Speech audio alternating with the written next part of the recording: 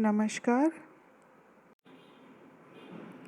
सप्तमः पाठः संकल्पः सिद्धिदायकः। नारदवचनप्रभावात् पार्वती शिवं पतिरूपेण इच्छन्ति तपस्यां कर्तुम् इच्छति स्म। नारद के वचन के प्रभाव से पार्वती ने शिव को पति रूप में चाहकर तपस्या करने की इच्छा की। सा स्वसंकल्पं मात्रे न्यवदयत्। उसने अपनी इच्छा माता से बताई।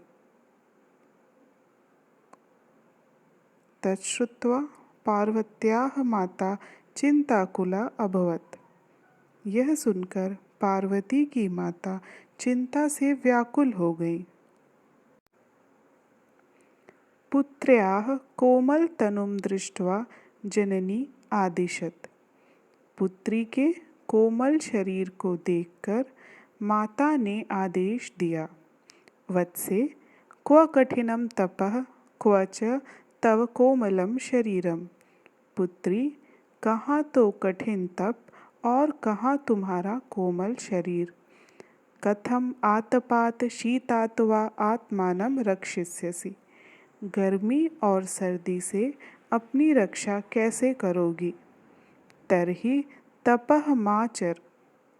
इसलिए तपस्या नहीं करो। सुखेन स्वगृहे एव वस।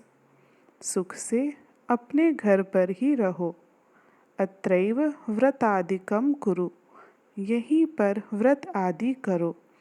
एतेनैव तव मनोरथ पूर्तिः भविष्यति।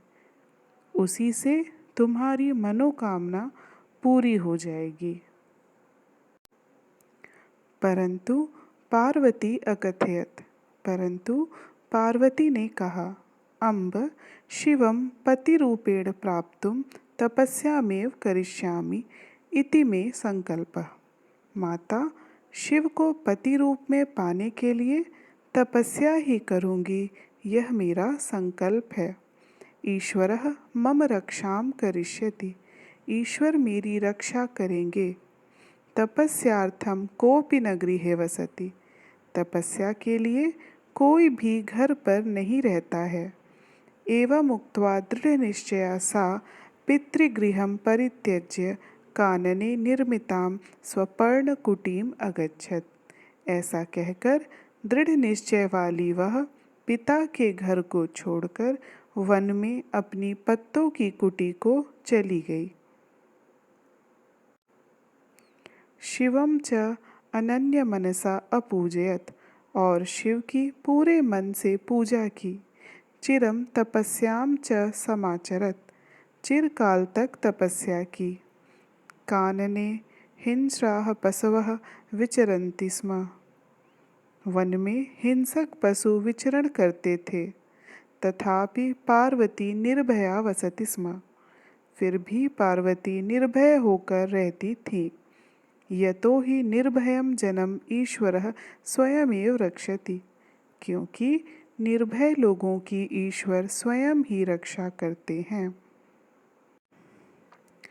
कतिचित् मासाः गताः। कुछ महीने बीत गए। एकदा कश्चित् वटुः तपोवनं प्राविशत्। एक बार एक ब्रह्मचारी ने तपोवन में प्रवेश किया। वटुं दृष्ट्वा पार्वती आसनात् उत्थाय तमुपगम्य सादरम् अवदत्। ब्रह्मचारी को देखकर पार्वती आसन से उठकर उनके पास जाकर आदर के साथ बोली, वटो स्वागतम ते। ब्रह्मचारी, आपका स्वागत है। उपविशतु भवान। आप बैठिए। वटुः कुशलं पृष्ट्वा कौतूहलेन अपृच्छत। ब्रह्मचारी ने कुशल पूछकर आश्चर्य से पूछा, हे तपस्विनी, किमर्थं कठिनं तपः समाचरसि। हे तपस्विनी, किस लिए कठिन तप कर रही हो। स्वकीयां तनुं च मलिनां करोषि। और अपने शरीर को मलिन कर रही हो। पार्वती न किंचित वदति स्म। पार्वती ने कुछ भी नहीं कहा। तत्सखी एव तस्याः संकल्पस्य प्रयोजनं वटवे निवेदयति स्म। उसकी सखी ने ही उसके दृढ़ निश्चय के कारण को ब्रह्मचारी से बताया।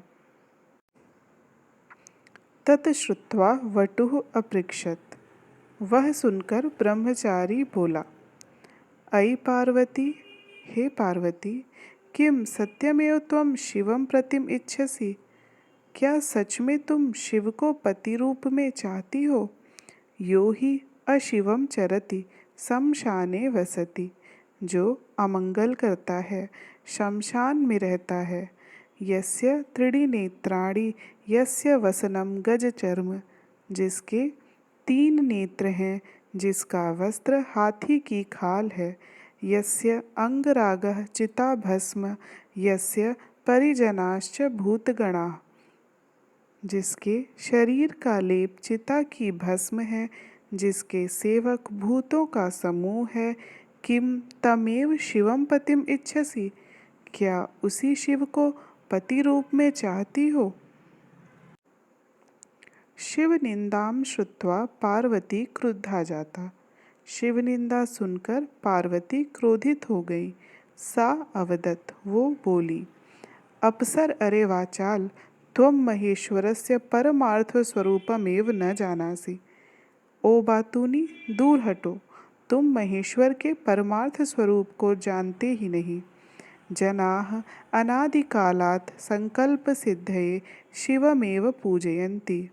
लोग अनादिकाल से अपने संकल्प की पूर्ति के लिए शिव को ही पूजते हैं। तत् नोचितम त्वया सह संभाषणम, इसलिए तुम्हारे साथ बात करना उचित नहीं है।